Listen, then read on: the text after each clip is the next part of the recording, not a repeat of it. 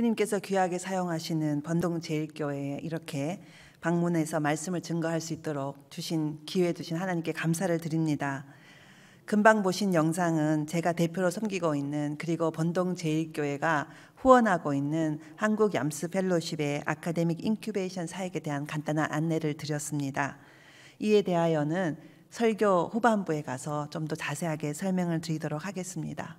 특별히 오늘 제5여전도회 헌신 예배를 통해서 이 지역교회의 여성들이 어떻게 하나님 앞에 헌신하고 쓰임 받는지를 함께 결단하는 예배에 한국 얌스 펠로십의 대표로서 저희들은 어떻게 하나님의 일을 감당하고 있는지 함께 만나는, 함께 기도의 제목을 나누는 이러한 시간을 가질 수 있게 해주신 것 감사드리고, 오늘 함께 피차간에 은혜가 넘치는 시간 되기를 바랍니다.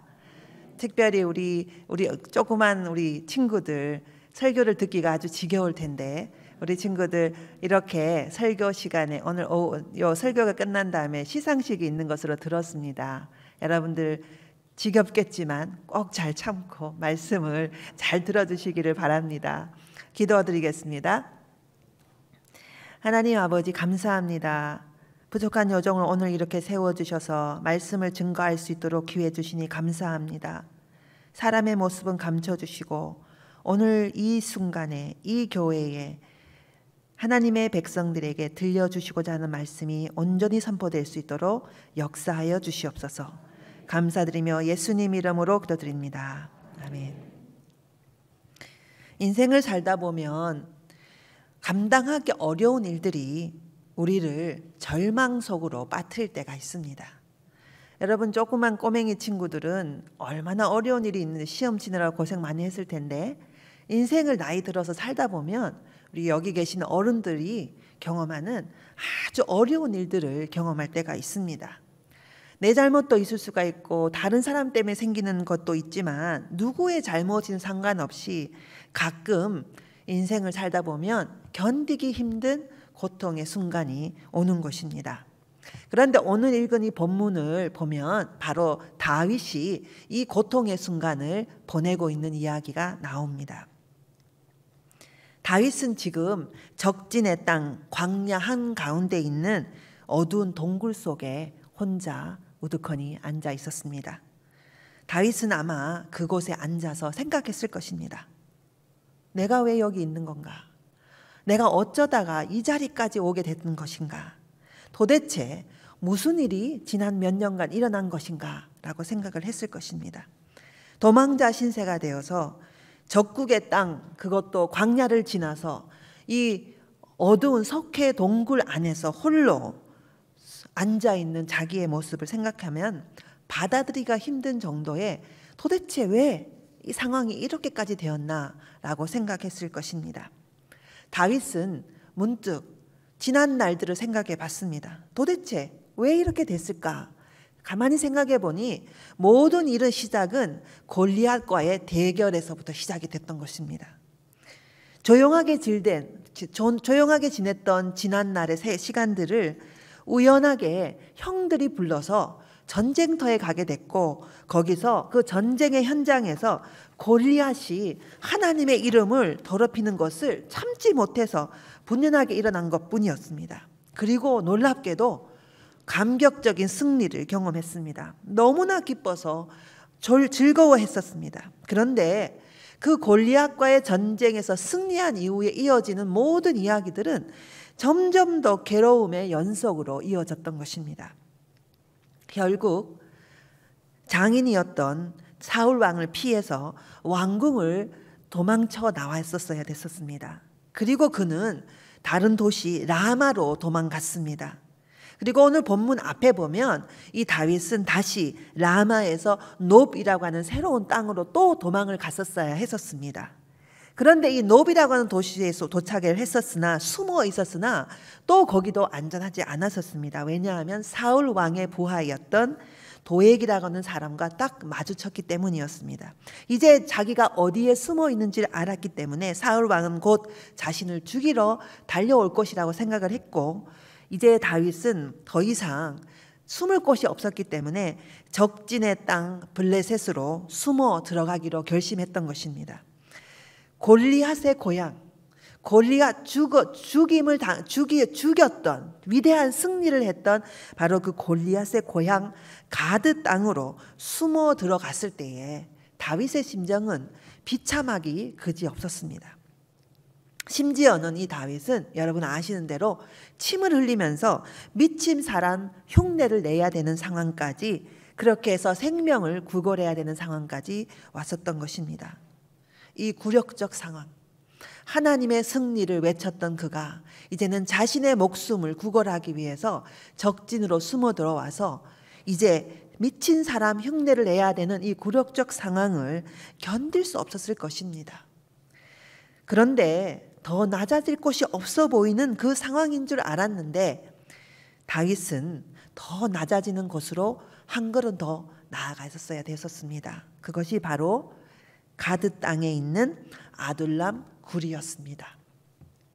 뜨거운 사막을 지나 다시 또 도망자가 되어서 어두운 이 석회 동굴 아둘람 굴 속에 숨어들었을 때에 얼마나 고통스러웠을까. 도대체 내가 왜 여기 왔는가 라고 그는 생각을 했을 것입니다. 저는 오늘 여러분과 함께 다윗에게 있어서 아둘람 굴은 어떠한 공간이었을까에 대해서 함께 말씀을 나누려고 합니다. 다윗에게 있어서 이 아둘람 동굴은 절망의 공간이었습니다.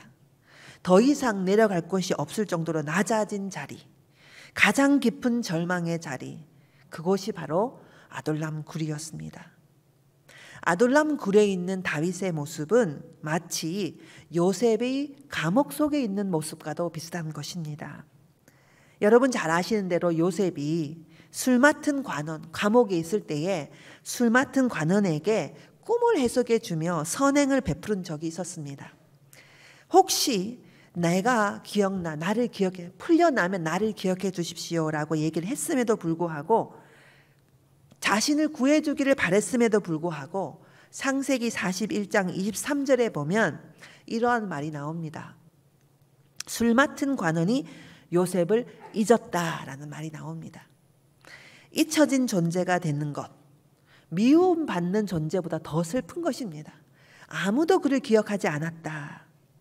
요셉은 13년 동안 여기 아둘람 굴에서 홀로 남겨진 다윗이 아둘람 굴에서 아무도 그를 기억하지 못했던 것처럼 이스라엘 백성들에게 잊혀진 존재가 된 것처럼 요셉의 잊혀진 시간, 그것이 바로 다윗의 아둘람 굴이었던 것입니다. 사랑하는 여러분, 아둘람 굴은 다윗에게 절망의 공간이었지만 동시에 하나님의 치유의 공간이기도 했습니다. 아둘람은 안식처라는 의미를 담고 있는 단어입니다. 아둘람 굴에서 오늘 본문에 보면 얼마 혼자 지낸 지 얼마 후에 가족들이 찾아왔다라고 본문이 말하고 있습니다. 가족들이 찾아왔습니다. 형제들이 왔습니다. 아마도 다윗은 뜨거운 눈물을 흘렸을 것 같습니다. 지난 세월 왕궁으로 불려갔을 때, 그리고 뜻하지 않게 억울한 일을 당했을 때, 그리고 도망자가 되어서 이곳저곳으로 방랑하며 숨어야 했던 그 세월들을 다 얘기하며 토해내며 슬픔을 씻어낼 수 있었을 것입니다. 물론 아둘람이라고 하는 이 동굴 속의 절망적 현실이 바뀐 것은 아니었습니다. 그러나 적어도 이곳에 있으면 다윗에게 위로를 제공하고 안식을 제공하는 공간으로, 이곳이 치유의 공간으로 서서히 아주 천천히 바뀌어가는 것을 볼 수가 있습니다. 여러분, 치유가 된다고 하는 것, 고통의 자리에서 치유가 된다고 하는 것은 저절로 일어나는 것은 아닙니다. 시간이 필요합니다. 위로의 손길이 필요합니다. 누군가가 내 마음을 위로해 줘야만 내가 치유가 되는 것입니다. 시간이 약이다라는 말이 있는 것처럼 오랜 시간이 필요합니다. 그래도 치유가 안 되는 경우가 있지 않습니까? 여전히 슬픔 속에 살아가는 경우가 있지 않습니까? 그러나 반드시 치유가 일어나려면 하나님의 치유가 필요합니다. 오늘 이 다윗이 아둘람 굴에서 치유가 일어났다라고 하는 것은 그가 쓴 시편 57편과 142편에 보면 알 수가 있습니다. 아둘람 굴에서 다윗이 쓴 시편이 두 군데가 나오는데 시편 57편과 시편 142편입니다. 이 본문을, 이 시편을 읽어보면 다윗의 심정이 보여집니다. 다윗이 동굴 속에 있을 때 그의 마음이 어땠을까? 본인이 억울하고 원통하여 하나님 어떻게 이렇게 저는 억울합니까? 라는 말도 있지만, 그 노래도 있지만 그 사이사이에는 하나님을 희망하는, 하나님을 소망하는, 하나님을 기대하는 바로 그 하나님에 대한 소망을 놓치지 않는 다윗의 모습을 볼 수 있습니다. 다윗은 이 본문에서 하나님을 얼마나 간절히 찾고 찾았는지 이 시편에서 알 수가 있는 것입니다. 그곳에서 아주 서서히 가족에 의해서 기도하며 하나님을 소망하며 그는 하나님의 치유를 경험하게 된 것입니다. 다윗의 아둘람은 이제 절망의 공간에서 하나님의 치유의 공간으로, 그리고 거기서 멈추지 않고 오늘 이 본문에 나와 있는데 놀랍게도 환대의 공간으로 바뀌어 갔습니다. 오늘 이 본문에 보면 다윗을 찾아오는 사람들이 있었습니다. 다윗이 조금씩 기운을 차리고 시작했을 때에 동굴 속에서 다윗의 소식을 들은 사람들이 한두 명 찾아오기 시작했다라는 얘기가 나옵니다. 이들 중에는 압제를 받는 사람들, 빚에 시달리는 사람들, 억울하고 원통한 일을 당한 사람들에 대한 이야기가 나옵니다. 사울 왕권 안에서 정치적으로, 경제적으로, 사회적으로 주변인으로 몰려 억울하고 원통한 일을 당했던 자들이 아둘람으로 몰려들게 된 것입니다. 여기 절망의 자리에 있는 다윗이 또 다른 절망의 경험을 하고 있는 사람들을 환대하고 돌보는 일이 이 동굴 안에서 일어났던 것입니다. 다윗은 자신에게 찾아온 원통한 일을 당한 사람들을 자기 곁에 머물 수 있도록 도와주었습니다. 아둘람은 이제 서로 위로하고 격려하고 환대하는 공동체가 되어갔습니다. 절망한 사람들은 여기 절망 속에서 소망을 찾은 한 사람 다윗을 보고 그 절망 속에서, 자기의 절망 속에서 나도 다윗처럼 희망을 찾으면 좋겠다, 하나님에서 다시 희망을 찾으면 좋겠다라고 생각하기 시작했습니다. 다윗의 희망, 절망 속에 있으나 다윗이 그 안에서 하나님을 희망했던 그 다윗의 희망이 또 다른 죽어가는 사람들, 또 다른 절망한 사람들에게 전염되어 가고 있었던 것입니다. 다윗의 절망을 지켜봤던 사람들은 이제 다윗 안에 있는 희망을 함께 지켜보고 서서히 그 절망 안에 있는 희망, 하나님이 주신 그 희망을, 그 마음속에 있는 다윗의 희망을 사람들에게 보여주기 시작했던 것입니다. 이제 이 아둘람 굴은 새로운 시대를 열어갈 새로운 하나님의 일꾼들이 만들어지는 바로 그 공간이 되었습니다. 오합지졸 같은 존재들이 하나님의 위대한 장수로 변하는 곳이 바로 이 아둘람 굴이었습니다. 다윗과 그 가족의 환대를 통해서 보잘것없이 버려진 자들이 이후에 다윗 왕조를 세울 때에 다윗 곁에서 든든한 지원자, 동지가 되었던 다윗의 400명 용사가 탄생한 곳이 바로 이곳입니다. 사무엘하 23장 13절에 보면 이런 이야기가 있습니다. 아둘람 굴에서 다윗을 만난 사람들 중에 다윗과 함께 목숨을 걸고 다윗과 함께 했던 사람들이 등장하는 내용이 있습니다. 이들은 죽음을 두려워하지 않고 다윗을 보좌한 장수들이었습니다. 한 번은 이 본문에 보면 이런 내용이 나옵니다. 한 번은 블레셋 적군들이 베들레헴을 점령했을 때였습니다.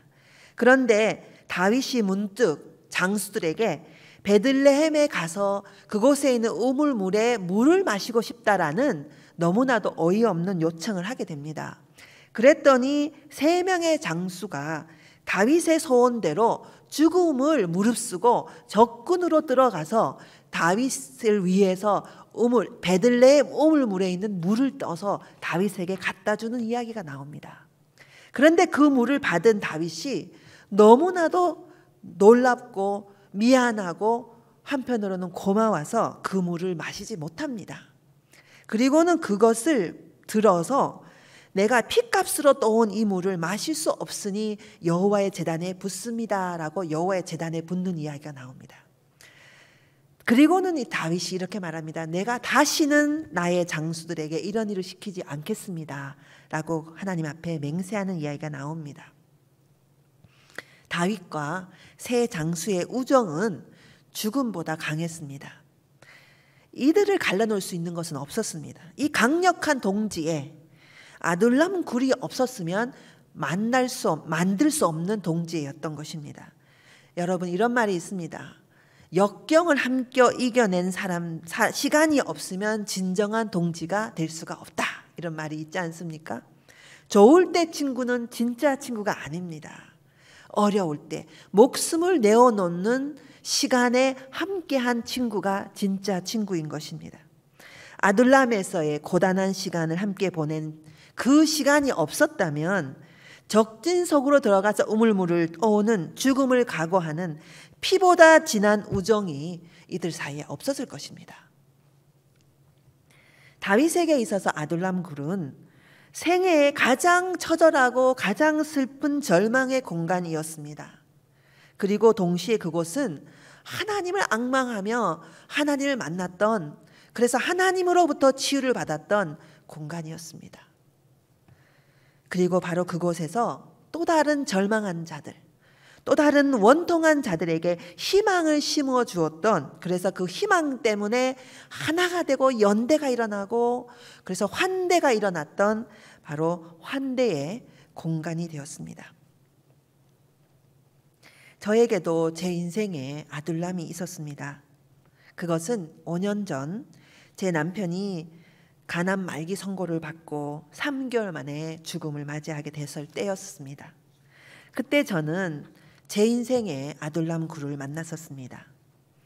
그때 저는 제 인생에 이렇게 어두운 터널은 과연 끝이 있을까라는 생각이 들 정도로 고통 중에 있었습니다.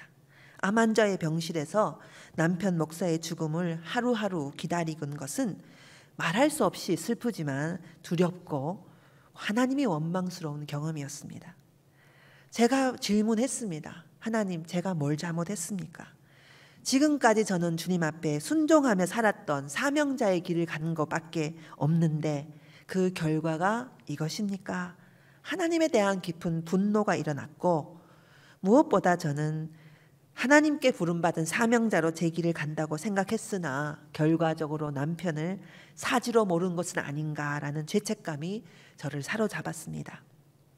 남편의 죽음을 맞이하며 저는 이때의 그 경험, 아둘람의 경험에 많은 것을 배웠지만 무엇보다 그때 그 경험 중에 너무나도 중요한 배움을 얻었는데 바로 저의 아둘람의 그 현장에서 제가 배운 배움이 있습니다.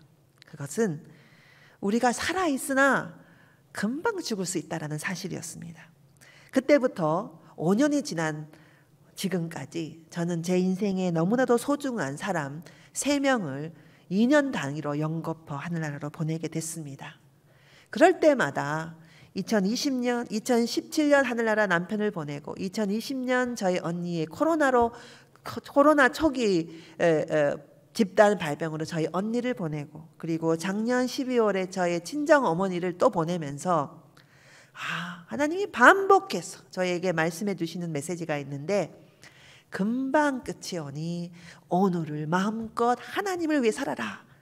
오늘 살아있는 것을 감사하며 금방 죽음이 이를 수 있으니 살아있는 동안에 하나님 앞에 최선을 다해 살아라 라는 주님의 반복적인 메시지를 저는 들을 수가 있었습니다. 남편의 유언도 굉장히 중요한 역할을 했습니다. 자녀들과 함께 마지막을 유언을 남기는 순간에 남편이 저에게 부탁하는 유언이었는데, 그것이 뭐였냐면 박보경 목사, 내 목까지 목회해줘 라고 하는 부탁이었습니다. 53세의 젊은 나이에 하늘나라로 부름받으며 마음껏 목회 못해보고 떠나야 되는 아쉬움 때문이었던지 저에게 네모까지 목회해달라고 부탁하고 떠나니 제가 그때 이후부터는 오늘 하루 내가 살아있으니 내게 주어진 생명을 아까워하지 않고 최선을 다해서 복음을 증거하며 살아야 되겠다라는 결심을 하게 됐던 것입니다. 이렇게 해서 저는 한국 얌스 펠로십이라는 것을 시작하게 됐습니다. 장신대 교수로 사역을 했지만 그것보다 더 중요하게 한국 얌스 펠로십이라는 것을 시작하게 된 것은 오늘 영상을 보신 대로 제가 세계 선교학회 국제 얌스라는 단체의 부회장으로 6년을 섬기게 되면서 정말 중요한 일들을 하나님께서 저를 통하여 사용하신다는 것을 알게 되었기 때문입니다. 이 단체가 처음 시작될 때는 저는 국제적인 인물을 만들어내는 것, 그래서 영상으로 보시는 것처럼 그렇게 젊은 학자들을 국제적인 인물로 만들어내어서 전 세계의 한국 선교학의 내용을 나누는 일이 저에게 주어진 과제인 줄 알았기 때문에 이것을 감당하기 위해서 저는 이 단체를 시작을 했었습니다. 감사하게도 여러분들이 선교 헌금을 보내주시는 그 헌금이 또한 저희 단체의 귀한 사역을 감당하도록 이렇게 저희들을 협력해 주시고 계십니다. 영상에 보신 대로 신진 학자들을 불러 모아 한국 선교의 경험을 정리하고 그것을 세계교회와 나누는 일을 하기 위해서 하게 된 이 아카데믹 인큐베이션이라고 하는 사역을 진행하던 중에 저는 이 사역을 통해서 전 세계의 젊은 학자들이 발표할 수 있도록 하기 위한 일을 하는 것으로 생각을 했었습니다. 그런데 신기하게도 이 일을 하면서 국제 무대에 나가게 연구하려는 학자들이 모여들면서 한 가지 공통점을 발견하게 됐습니다. 이상하게도 이들이 모두 다 한결같이 가난하고 힘든 사람들이라는 것을 알게 됐습니다. 마치 아둘람의 모습이었습니다. 상처 입고 지쳐 있는 주변인 같은 학자들이 몰려와서 도움을 요청하는 것이었습니다. 너무 똑똑하고 유능한 세계적 학자로 성장할 수 있으나 억울한 일을 당하고 원통한 환경 속에서 주님의 주신 사명을 감당할 힘이 없는 지쳐 쓰러진 그러한 사람들을 만나게 됐습니다. 연구에 매진하라고 박사까지 공부를 마쳤는데 정작 생활고에 시달리고 있는 사람들을 만나게 됐습니다. 영상으로 만났던 사람들은 겉보기에 너무나도 우수하고 똑똑해 보이지만 각자 너무나도 기가 막힌 사연들을 모두 다 사실은 가지고 있습니다. 이렇게 해서 하나님의 일꾼들을 환대하고 돌보는 일이 시작이 됐습니다. 이렇게 해서 저는 뜻하지 않게 아둘람 장학금이라는 것을 시작하게 됐습니다. 그 시작은 올해 1월에 시작되었습니다. 첫 번째 시작은 청주에 있는 서원경 교회에 설교를 부탁받아 내려갔을 때였습니다. 오늘 제가 이렇게 설교를 하는 것처럼 그날도 청주에 있는 교회에 저녁 설교를 하고 있었습니다. 저녁 설교 부탁을 받고 설교하던 중간에 영상을 봤던 현안나 박사에 대한 이야기를 들려주고 겉으로 보기에는 똑똑하고 당찬 학자이지만 정작 그의 마음속에 있는 아픔이 무엇인지, 왜 이런 학자들 돌봐야 되는지에 대한 설교를 하게 됐고 결국 그 결과로 헌금해 주셨던 헌금 전액을 아둘람 장학금으로 현안나 박사에게 전달할 수 있는 은혜를 나누었습니다. 그는 이주민 사역을 하면서 매일같이 이민국과 경찰서와 응급실을 왔다 갔다 하며 이들을 돌보는 일을 하니 책상에 앉아 책을 읽을 그럴 시간이 없어서 너무나도 안타까워하는 그런 상황 중에 있었습니다. 또 다른 아둘람 장학금을 받은 사연들을 여러분에게 소개하려고 합니다. 영상에 봤던 한 젊은 전도사는 목회자인 아버지의 제법 큰 교회에 담임 목사의 딸이었고 인정받는 목회자의 가정에서 계속 자랐습니다. 아버지가 목회를 하시다 병이 들어 50대 초반에 하늘나라 가고 남은 사모님과 두 아이들은 교회를 떠나 새로운 삶을 시작하게 됐고 척박한 가정 환경 속에서도 아버지의 대를 이어 나도 목회자가 되어야 되겠다 생각하고 두 자녀가 다 목사가 되기 위해서 장로의 신학대학을 들어오게 됐습니다. 신학대학교를 졸업하고 대학원까지 들어와서 학비가 부족해서 하루는 제게 연락을 하게 됐고, 제가 그 소식을 알게 되면서 참으로 어려운 환경 중에 공부를 하고 있구나 하면서 그를 위해서 함께 꿈을 키우며 전 세계를 위해서 하나님의 일을 감당하는 일꾼이 되라고 격려하던 차에 최근에 그의 어머니마저 대장암 수술을 받게 되어 이 전도사는 절망하며 한없이 울었습니다. 어떻게 하든지 아버지가 돌아가신 이후에 우리 세 식구 어떻게 하든지 견뎌내며 살려고 했는데, 교수님, 저는 모든 것을 내려놓고 싶습니다. 우수한 인재로 너무나도 똑똑한 인재입니다. 그런데 정말로 앞으로 너무나 좋은 일을 할 수 있는 인재인데, 국제 대회에, 이번 시드니 대회에 발표할 준비가 다 되어 있는데 어머니의 병으로 또 절망하여 모든 것을 포기하고 싶습니다 라고 하는 이런 전도사도 있었습니다. 아둘람 장학금을 전달하게 되니 그는 돈이 문제가 아니라 하나님이 나를 격려하고 있구나, 하나님이 내 가정을 포기하지 말라고 위로하고 격려하고 있구나 라고 말하며 다시 용기를 내는 모습을 볼 수 있었습니다. 장학금을 받은 또 다른 50대 독신 여성 학자는 박사과정 마무리 너무나도 힘들어서 마지막 논문을 쓰는 중간에 그만 건강을 잃어버렸습니다. 건강을 잃은 후 깊은 좌절 속에 있었는데 어떻게 힘들게 박사과정 논문을 다 마쳤는데 그 이후에 길이 열리지 않습니다. 강의를 할 수 있는 기회도 없습니다. 어떻게 해야 될지 몰라 답답해하며 저를 찾아왔길래 하나님께서 이 사람도 보내주셨구나 생각하고 그에게 장학금을 전달할 수 있는 길들을 찾아보게 됐습니다. 이렇게 해서 지난 4개월 동안 호주 대회에 글을 발표하는 학자들 중에 장학금을 제공하게 됐고, 현재까지 10명의 학자에게 상당히 큰 장학금을 제공할 수 있게 되었습니다. 저는 사실 전혀 이해할 수가 없습니다. 어떻게 이런 일이, 아무것도 할 수 없는 제가 이런 일을 저를 통해서 하나님께서 하고 계시는지 정말 이해할 수가 없습니다. 이 장학금은 아카데미 인큐베이션이라는 사역이 있기에 가능한 것입니다. 그 개개인의 이야기를 알게 됐기 때문에 함께 동료들이 모여서 소그룹으로 연구를 할 수 있는 길들을 돕기 위해서 서로 교제하게 되고 마음을 터놓게 되고 격려하게 되고 그 사정을 알게 되면서 학자를 길러내는 일과 그들의 재정적 지원을 함께 하게 되는 이런 일들이 일어나게 된 것입니다. 수혜자들도 참 기가 막힌 이야기가 많지만 봉헌자들의 이야기는 더 놀랍습니다.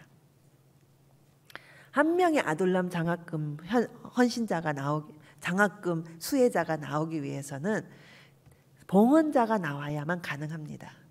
봉헌자가 나올 때에 그것을 가지고 하나님 기도를 들어갑니다. 그러면 하나님 이것을 어디로 흘려보내시기 원하십니까? 하고 함께 기도하고 그 기도의 결과에 새로운 사람을 선정하는 과정을 걷기 때문에 그렇습니다. 제가 여러분에게 오늘 최근에 제가 받은 아둘람 장학금을 보내신 한 권사님 이야기를 여러분에게 들려드리려고 합니다. 이 권사님은 가난하지만 안수 집사님이신 남편과 함께 두 아들을 신앙 안에서 잘 키운 매우 모범적 신앙을 하는 분이셨습니다. 남편과 함께 성가대 봉사도 하면서 또 특별히 기도의 능력을 경험한 살아있는 신앙의 소유자였습니다. 그런데 작년 10월에 31살의 큰아들이 아침에 일어나서 보니 심장마비로 죽었습니다. 권사님은 충격을 받아서 살 희망을 잃어버렸습니다. 아들을 졸지에 잃은 어머니는 음식을 전혀 먹을 수가 없었고 그때부터 점점 약해지면서 피골이 상접하여 죽음 직전까지 이르게 됐습니다. 남편의 입장에서 본다면 큰아들을 잃었는데 이제는 아내마저도 잃어버릴 지경이 되었습니다. 그래서 직장도 그만두고 아내를 살리기 위해서 적어도 아내는 이러면 안 되겠다 생각하고 자신의 슬픔을 토해내고 돌아볼 겨를도 못 찾고 이제는 아내를 돌아보기 시작을 합니다. 여러분 상상이 가지 않습니까? 사는 게 아닙니다. 그 이후에 12월에는 아버지가 돌아가셨어요. 친정 아버지가 돌아갔습니다. 그리고 그 앞에 아들이 하늘나라로 가기 전에 시아버지와 시어머니가 함께 돌아가셨습니다. 2년 만에 4명의 가족이 돌아가셨습니다. 이분은 이 정도 되니까 하나님 제가 뭘 잘못했습니까? 라는 질문이 일어나더랍니다. 사람들 앞에 나서기도 부끄럽다고 합니다. 예수 잘 믿는 저 집안에 왜 이렇게 우환이 많이 생기나 수군거리는 것 같아 사람들 만나는 것도 두렵다라는 말씀을 했습니다. 그 권사님께서 5월 20일경에 제게 전화를 주셨습니다. 아들의 무덤을 그날 그동안 못 가보다가 처음 방문한 그날 이제 겨우 진정을 하고 눈물을 닦으며 돌아오는데 문자 한 통이 도착을 하고 아들을 이름으로 들어놓았던 보험금이 입금되었다는 소식을 받고 아들의 무덤에 가보지 못했던 그날 처음으로 가본 그날 마치 아들에게 소식을 받은 느낌이 들어서 이 헌금을 아둘람 장학금으로 드립니다라고 제게 연락을 해 오셨습니다. 제가 권사님 제가 그거 어떻게 받습니까? 그랬더니 이렇게 말씀하셨습니다. 목사님 이 돈은 너무 귀해서 다른 데 쓰기 아까워서 너무 소중해서 하나님께 바칩니다.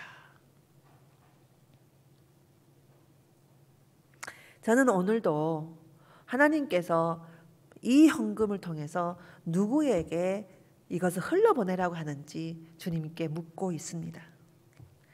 저는 오늘 말씀을 마무리하며 저 혼자 오지 않고 함께 온 우리 하나님의 사역자 우리 쌍둥이 자매를 여러분에게 소개하려고 합니다. 클래시스 찬양 사역자인데요. 쌍둥이 형제입니다. 이 자매는 하나님 앞에 자신의 재능을 올려드리고자 결성된 사람들입니다. 둘 다 전도사인데요. 동생 정주영 전도사는 감리교 신학대학을 졸업했고 언니 정화영 전도사는 제가 교수로 있는 장신대 전도사로 졸업을 했습니다. 작년에 졸업을 하고 더 좋은 전도사로 교회 사역자로 일할 수 있으나 그것을 내려놓고 하나님께서 우리 함께 찬양 사역자로 우리를 쓰신다면 특별히 어려운 교회가 규모가 있고 그래도 섬길 수 있는 그런 교회가 아닌 어려운 교회에 무료 봉사하기 위해서 찬양해야 되겠다라고 하고 클래시스 이름이 소명이라고 하는 이 뜻의 이름을 가지고 찬양 사역자로 시작을 하는 귀한 쌍둥이 자매입니다. 제가 이 사람들을 이곳에 같이 오자고 했던 이유는 바로 이러한 하나님의 일꾼들을 하나님께서 어떻게 쓰시기 원하시는지를 여러분에게 보여드리기 위해서입니다. 이 자매는 이제 교회 사역보다는 다 돌아다니면서 하나님이 원하는 하나님의 일꾼들을 위로하는 격려하는 사역을 이어가기 위해서 이제 그리고 하나님께서 때가 되면 하나님 앞에 쓰임받는 교회 개척을 위해서 지금 기도로 준비하고 있는 하나님의 일꾼들입니다. 영상으로 만났던 젊은 하나님의 일꾼들, 그러나 미래가 보장되어 있거나 편안한 길을 가는 사람들이 아닙니다. 스스로 하나님 앞에 헌신하고 어려운 길을 가는 사람들입니다. 그런 사람들이 하나님 앞에서 쓰임받고자 준비되어 있는 사람들이 많이 있습니다. 그리고 바로 이 아둘람 굴 속에 저의 아둘람 굴 속에 보냄을 받은 자들입니다. 오늘 여전도회 제5여전도회 우리 여전도 회원 여러분, 사랑하는 여러분, 저는 저의 삶의 이야기 속에서 저의 아둘람 속에서 사람들을 사랑하고 회복하며 치유하는 사역 그리고 환대하는 사역을 감당하려고 합니다. 여러분에게 주어진 여러분의 아둘람에서 하나님이 보내주시는 사람들을 보듬고 보살피고 세우고 환대하고 치유하는 하나님의 일을 이루시기를 바랍니다. 제가 이들을 초청한 것은 꿈꾸는 이 사역이 이런 자들이 하나님의 격려와 위로를 통해서 사명을 회복하기 원하는 마음으로 초청을 했습니다. 바라기는 새롭게 시작하는 찬양 사역에 하나님의 축복이 넘쳐서 하나님의 위로가 다른 곳에서도 이어지길 바라는 마음으로 함께 기도를 부탁드리고자 이곳에 초청했습니다. 이제 제가 기도로 마무리하면 우리 두 자매가 앞에 나와 특성을 해주실 것입니다. 여러분이 기도하는 마음으로 축복해 주는 마음으로 그 특성에 참여해 주시면 감사하겠습니다.